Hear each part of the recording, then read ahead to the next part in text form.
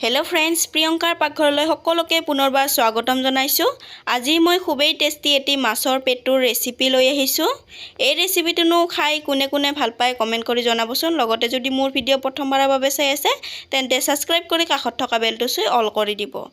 আহকচোন এই ৰেচিপিটো কেনেকৈ বনালো চাও। ইয়াৰ বাবে মই এনেকৈ কেঁচা জলকীয়া কেইটামান কাটি লৈছো, লগতে দুটা পিয়াজ, অলপ নৰসিংহৰ পাত আৰু এয়া মাছৰ পেটু মই ধুই লৈছো আৰু এয়া ভাত লৈছো এবাটি।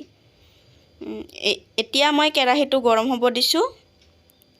কেৰাহীটো গৰম হোৱাত মই ইয়াত মিঠাতেল দিছো। বেছি তেল দিয়া নাই কাৰণ মাছৰ পেটুৰ পৰা তেল ওলাই যাব।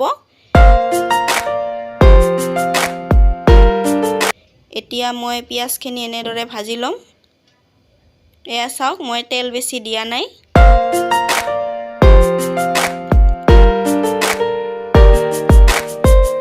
এইখিনি অলপ ৰঙচুৱা হোৱালৈকে ভাজি ল'ব। তাৰ পিছত মই ইয়াত কেঁচা জলকীয়া কেইটা দি লৈছো। এতিয়া এইখিনি ভাজি ল'ব। এতিয়া মই হালধি পাউডাৰ দি লৈছো।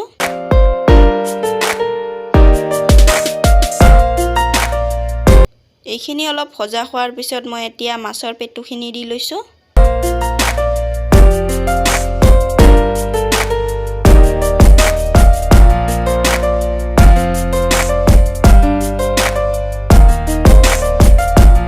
এয়া চাওকচোন মাছৰ পেটুখিনিৰ পৰা কিমান তেল ওলাই আহিছে। এতিয়া মই ইয়াত নৰসিংহৰ পাতখিনি দি লৈছো। এইখিনি এতিয়া অলপ ভাজি ল'ব।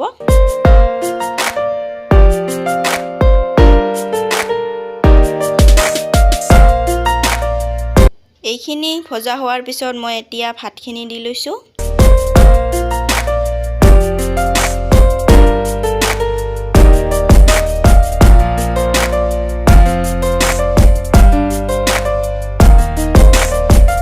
এতিয়া মই ইয়াত সোৱাদ অনুসৰি নিমখ দিম।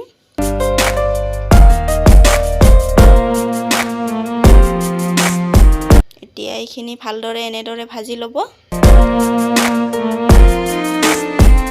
এয়া মাছৰ পেটুৰ ৰেচিপি হৈ গ'ল। খুবেই সহজ বনাব নহয়নে?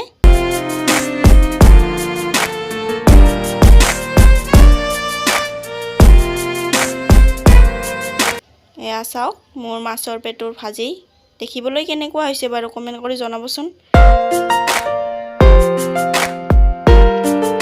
ভিডিঅ'টি শেষলৈকে চোৱাৰ বাবে বহুত ধন্যবাদ।